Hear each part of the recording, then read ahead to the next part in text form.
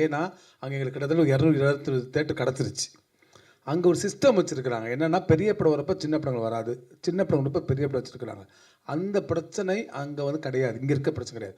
தப்புன்னு 12 படம் 20 படம் சிஸ்டமேட்டிக்கே இல்லாமல் இருக்கிறத நம்ம சிண்டிகேட் பண்ணி சிஸ்டமேட்டிக் பண்ணி ஃபில்ட்ரு பண்ணால் இவரோட பிரச்சனைகள் இவரோட வேதனைகள்லாம் அடுத்தடுத்த வர காலங்களில் தீரும்னு நம்பிக்கை. நம்ம பிரச்சனை சொன்ன இல்லை உங்கள் அப்பான்னு சொன்னீங்களா, உங்கள் லைஃப்பில் தொடர்ந்து நடக்குது, அதுக்கு சொல்கிறேன். அப்பா சாட்டின்னு சொன்னீங்களா, அதுக்காக சொல்கிறேன். அந்த சிஸ்டமேட்டிக்காக சின்ன பிள்ளை வரப்போ பெரிய பிள்ளை வரக்கூடாது, ஒரு அதர் டப் பண்ணி வரக்கூடாது, 12 படம் வரக்கூடாது. நம்ம வந்து ஃபில்டர் இல்லைண்ணா. இப்போ இது வந்து நான் நேரடியாக கேட்குறேன். ஏடிஎம்கே இருக்கும்போது இந்த பிரச்சனைலாம் உங்களுக்கு கிடையாது அவ்வளோவா. ஆனால் வந்து இப்போ ஒரு பெரிய அப்படியெல்லாம் இல்லை, நீங்கள் வந்து அப்படியெல்லாம் ஆட்சியெல்லாம் இழுக்காதீங்க. இது எப்போவுமே இருக்கக்கூடிய பிரச்சனை. இங்கே எளியவன் வலியவனால் வீழ்த்தப்பட்டு கொண்டே தான் இருக்கிறான். இது வந்து நீங்கள் இந்த ஆட்சி அந்த ஆட்சியெல்லாம் சொல்லவே சொல்லாதீங்க. இங்கே வலியவனுக்கு தான் இங்கே வந்து பலமே தவிர எளியவன் நான் நல்லவன் மாணிக்கம் மாதிரி ஒருத்தன் நான் மாணிக்கம் படம் ஒரு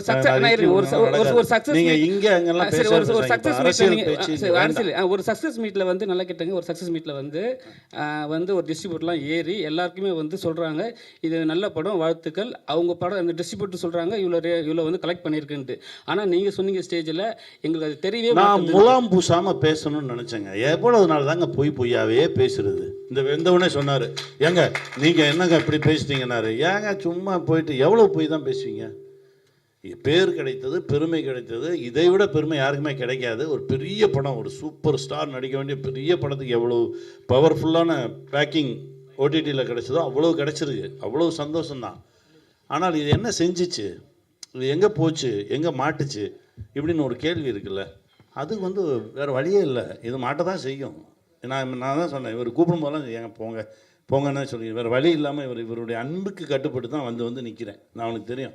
என்னென்னா எனக்கு ரொம்ப உள்ள ஒரு பெரிய ஏன்னா இப்போ அடுத்த சாட்டை பண்ணும்போதாவது க்ளீனாக சொன்னாங்க 125 தேட்டர் இந்த இருக்குது தேட்டர் லிஸ்ட்டு நீங்கள் கூட பேசிங்க நம்பரோடு கொடுத்தாங்க. அந்த படமும் லாஸ்ட் தான் எனக்கு. பட் பரவாயில்ல, ஆனால் தேட்டர் நம்பரோடு இருந்துச்சு. நான் பேசினேன், அண்ணே காலைல வந்துச்சானே படம் மழைண்ணே பயங்கர மழை, இந்த நம்ம ஏரியாவிலே பெரிய மழை, நம்ம தஞ்சாவூர் டிஸ்ட்ரிக்ட்லலாம் பெரிய மழைண்ணே, ஒன்றும் பண்ண முடியல, ஃபஸ்ட் டே யாருமே வரல, பரவாயில்லண்ணே அப்படின்னாவது இருந்துச்சுல.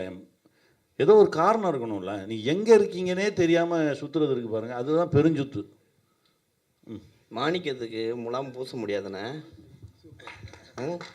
இன்னொன்று இப்போ வந்து டிஜிட்டல் மயமான ஒரு நேரத்தில் இது ரவியன்னு சொல்லலாம், நீங்கள் சொல்லலாம், நந்தா பேசம் சொல்லலாம், யாருனாலும் சொல்லலாம். ஒரு காலத்தில் பார்த்தீங்கன்னா படம் வந்ததுன்னா நேரடியாக தேட்டரில் போய் பேசலாம், டிஸ்ட்ரிபியூட்டர்கிட்ட வச்சு அவங்க பேசலாம். ஆனால் இப்போ டிஜிட்டல் மயம் வந்ததுக்கு பிறகு இப்போ டிஜிட்டல் மயத்துக்கு காசு கட்டணுன்னே சுற்றிட்டு இருக்காங்க. நிறைய படங்கள் அப்படியே தேக்கத்தில் நிற்கிது, பல படங்கள் 1600 படங்கள். ஸோ ஒருவேளை இந்த டிஜிட்டல் மயம் இல்லாமல் இருந்தால் இந்த படங்கள் ரிலீஸ் ஆகிறதுக்கான வாய்ப்புகள் இருக்குமா? ஓடிடி தளங்கள்லாம் வராமல் இருந்தால் அது எப்பயுமே சினிமா பின்னோக்கி போகாது. பரிணாம வளர்ச்சியில் ஃபார்வேர்டு தான், பேக்வேர்டே கிடையாது. கியூப்னு ஒரு இதை வச்சிடறாங்க. அதுக்கே நம்ம வந்து ஒரு 10 தேட்டர்னு வைங்களேன், ஒரு தேட்டருக்கு 2 லட்சம் வச்சா கூட வந்துருமே உங்களுக்கு 20 லட்ச ரூபா. அது பிரிண்ட்டுக்கு போகிற காசு தான், அதெல்லாம் ஒன்றும் இல்லை. வழக்கமாக பிரிண்ட்டுக்கு போகிற மாதிரி காசு. இப்போ இன்னொரு விஷயம் இல்லாமல் இருந்திருந்தால் இருக்குல்ல, நாளைக்கு இன்னொன்று புதுசாக வரும்ல, அது கூட தான் நம்ம ஃபைட் பண்ணணும். பின்னாடி அதுக்கு போய் ஆலோசித்து அது இருந்திருந்தால் நடந்திருந்தாலும் பேசுகிறது விஷயமே இல்லை தம்பி. இன்றைக்கி இது இருக்குது, நாளைக்கு இதை தாண்டி அட்வான்ஸாக வேறு ஒன்று வரும். அதுக்கு என்ன பதில் செய்ய போகிறோம், அதுக்கு எப்படி நம்மளை தயார்படுத்திக்க போகிறோம். ஏன்னா இன்னைக்கு ஓடிடி தளங்களில் ஓடிடி தான் காப்பாற்றுச்சுன்னு நான் சொல்கிறேன்ல. இல்லை, ஓடிடி வந்ததுனால தான் காப்பாற்றப்பட்டுச்சு. ஆனால் ஓடிடி தான் இன்னைக்கு கொஞ்சம் அழிச்சிக்கிட்டு இருக்குன்னு அதெல்லாம் இல்லவே இல்லை. ஓடிடி தான் மாணிக்கம் மாதிரி படங்களெல்லாம் காப்பாற்றுது. இல்லை சார், மாணிக்கத்தில் அவங்களுக்கு பிடிக்கும் அதெல்லாம் கிடையாது. சமுத்திரக்கனி இருக்கான்றதுக்காக இது நடக்கவே இல்லை. முதல்ல அது புரிஞ்சுங்க. அப்படியெல்லாம் கிடையாது. நல்ல படைப்புகள். நான் ஆகால வேலை பார்த்தேன்.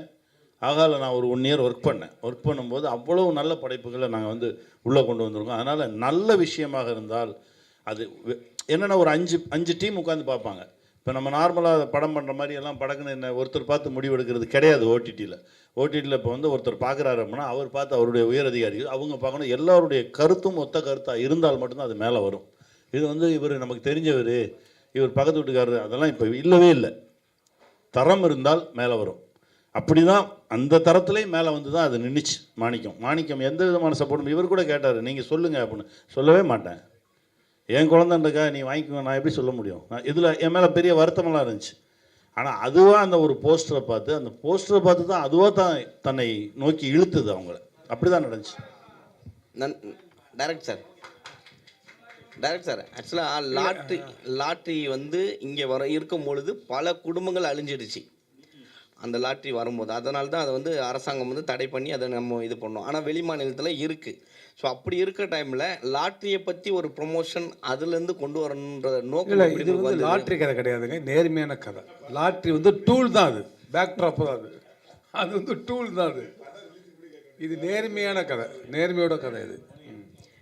இல்லை கனியன் நீங்கள் கேட்டீங்களா, அதுக்கு நான் பதில் சொல்கிறேன். பாருங்க, எல்லா படங்களும் ஓட்டிட்டு வாங்க மாட்டாங்க.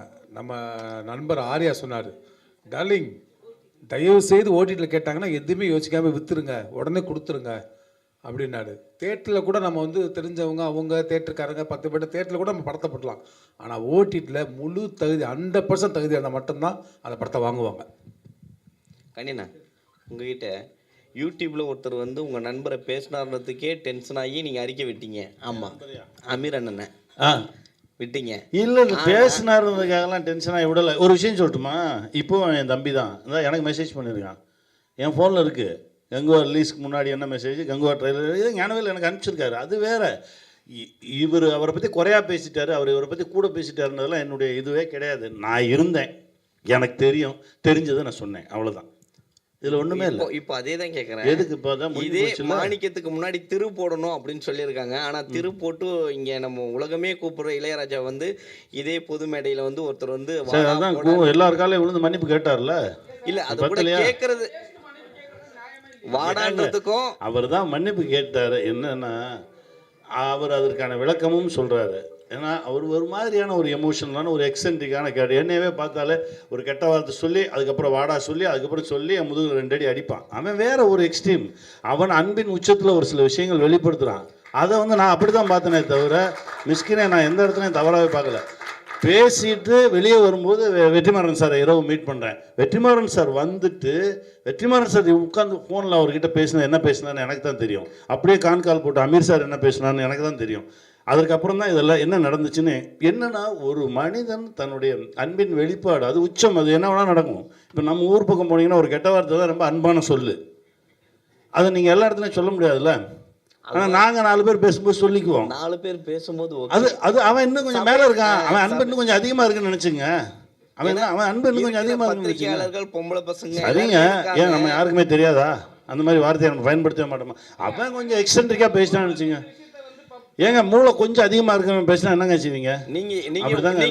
நீங்க ஒரு வெளிப்பாடு வந்து செய்து தவறுனே ஒத்துக்க மாட்டீங்க. நான் ஒத்துக்க மாட்டேங்க. அப்போ பொது மேடையில வந்து எல்லாரும் தப்புன்னு கெட்ட வார்த்தையில பேசலாம். எல்லாரும் தப்புன்னு சொன்னதுக்கு அவர் மன்னிப்பு கேட்டாரு. இதுக்கு மேல என்ன செய்யணும்? உங்க 2 கரம் கூப்பி உங்க காலில் விழுந்து. ஏன்னா அவரை பத்தி புரிந்தவர்களுக்கு தெரியும் அவர் யாருன்னு. புரியாதவர்களுக்கு தான் இந்த மன்னிப்பு. சரியா வச்சுக்கோங்க அந்த மன்னிப்பை. எங்கள் அண்ணனுக்காக நானும் கூட உங்கள் காலை தொட்டு கூட மன்னிப்பு கேட்டுக்கிறேன். ஓகேவா? மன்னிச்சிருங்க, விட்டுருங்க.